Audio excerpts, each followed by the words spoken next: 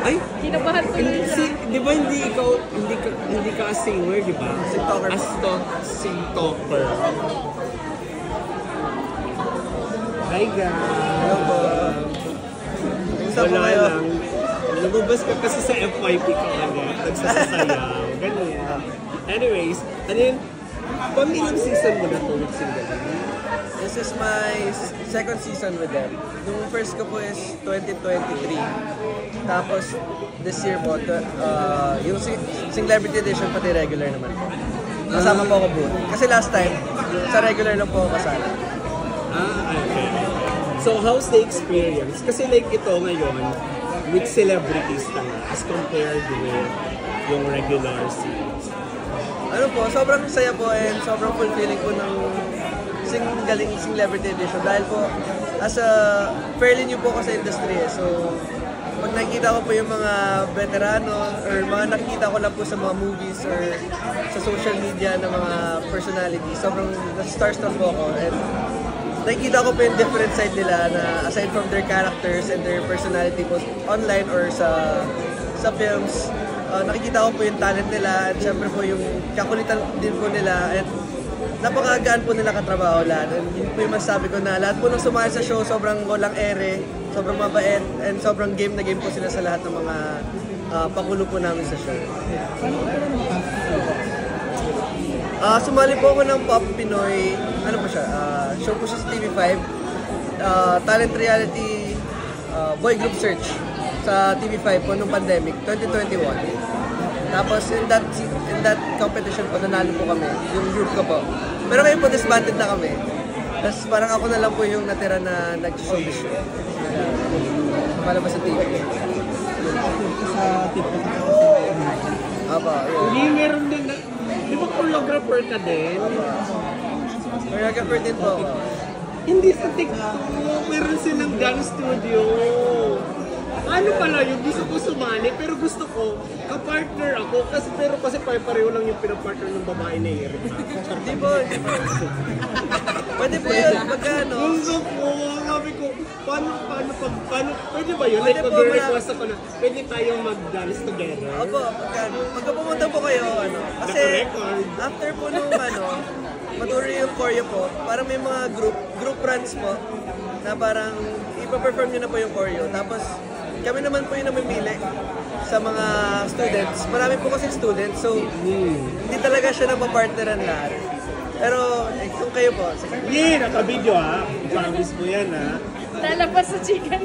Ay, pero anong tawag ito? I think you have a different personality kapag sumasayaw ka versus ngayon. Kasi medyo mahihain Oh, ka medyo, ngayon. Parang doon, parang walang inhibition kapag sumasayaw. Pag sumasayaw kasi parang yun po yung talaga yung natural element ko. Parang doon po ako komportable. So ito po, actually kasama rin ako sa Vibe. So first time ko rin mag-host. So everything's new to me. And sobrang lawak pa ng learning curve for me. So ayun, nakaka-humble din at the same time challenging. Pero go lang ng go kasi parang yan experience din yun. And syempre, it's for my own sake din and for my own growth, diba? Sa industry. Pero anong pakiramdam na, ikaw ba nasa point ka rin na parang mas gusto mo mag-focus na sa showbiz over social media? Kasi parang yung iba ata, binibigyan sila ng opportunity sa showbiz. Pero ayaw nila.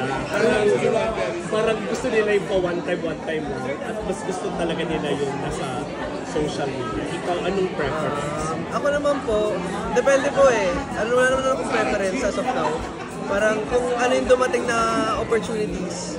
Kanyari may opportunity sa social media tsaka sa TV. Binabalance out ko lang din po kung ano yung feel ko na mas okay for me or sa career path ko. Kasi kailangan mo rin engage. Siyempre, kasama din yung budget or yung siyempre, lumalaki na rin ako. So, kailangan ko rin bayad sa social media. Kailangan ko rin mag-input. Malaki siyempre pagka brands. Pero hindi naman siya palagi, di ba? Parang isa-isa lang din yung pasok niya, di ba? So, mas okay din na, kunyari, may singling ka or may vibe ka, at least parang may inaabangan kang mas ano siya, consistent ba na stream of income for me. At mas nagkakaroon ka rin ng different market, Apo, diba? parang different platform din po siya for me. Before showbiz ba, or before yung dancing, music ba? Ako kasi since high school po, sumasayaw na rin po talaga ako. Pero, ano po ako? Ano nag-buhay ka niya before sa pumasok ng showbiz? Opo, nag-work din po ako for a year, corporate, sa isang bank, sa BGC. Ano kailang years ka na? A little more than a year lang po. So, tinry ko din po kasi both of my parents, banking din po sila, as in corporate workers po talaga sila. Ako lang po yung naiba sa amin sa buong family. Tapos sa social media ka na nun, nung nag-work ka rin sa social media, tin-upload kayo sa TikTok. Opo.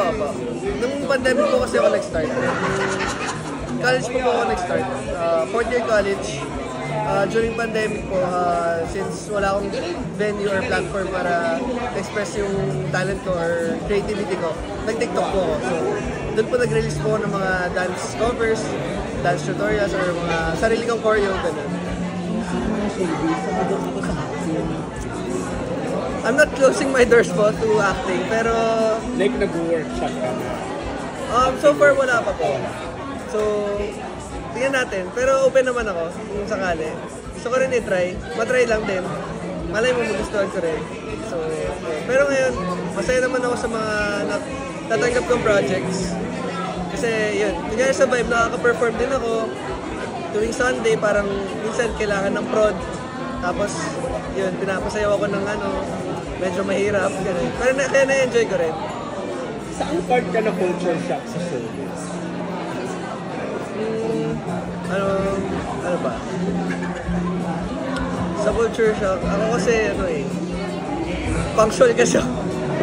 Ayun, punctual ako kasi kahit nung Matagal mag-start? ganon, tapos yun. Opposite tayo. Ayun, kasi since high school, college, yung mga dance training ko po kasi medyo strict yung mga coaches ko. Tapos, ayun din po, medyo strict din ako sa routine ko as a person. Parang meron din ako time of the day talaga na mag-gym ako. Or after gym, maggagawa ng content. Parang pinaplanot ko po kasi yung araw ko. So kunyari, may taping ako, dapat kalahating araw ibibigay ko talaga sa taping. Or buong araw ibibigay ko sa taping. Pero parang ganun po. Parang ganun po sa showbiz. Pero okay lang. Ganun po talaga. Pero sa lahat, ano yung parang most memorable encounter mo sa isang artista? Most memorable encounter. Sino ba? Dami ko kasing nakilala na ng artista Pero siguro yung first time ko din po talaga sa singling. Na parang hindi ko in-expect na pala. Nagtotoong yung mga tao po talaga sa showbiz, parang normal na tao din po pala talaga na makakausap mo, makakabanding mo, and magkano sila katrabaho lahat, and sobrang welcoming nila sa akin. At saka sobrang helpful nila kasi marami akong times sa talaga parang sobrang kabado ko on screen, lalo na pag ang haba ng mga pinapasabi sa akin, ganun. Parang ayun, napaka-forgiving nila, and parang mga guru ko talaga sila sa industry, sila Sir Ran. Kanino ka pinaka na starstruck so far? Nung pandemic kasi naging crush ko si Miss Krisha Miss Krisha Biyahe. So, nung nakita ko siya... Parang may hawig nga kayo, pareho kayong kulay. Kasi Shape morena din ang siya mukha. Crush ko siya kasi morena. Correct. Mas yun yung inclined ka to Before. those types. Pero ngayon, kahit okay na. Okay. Thank you. Okay, thank you po. Thank you, guys.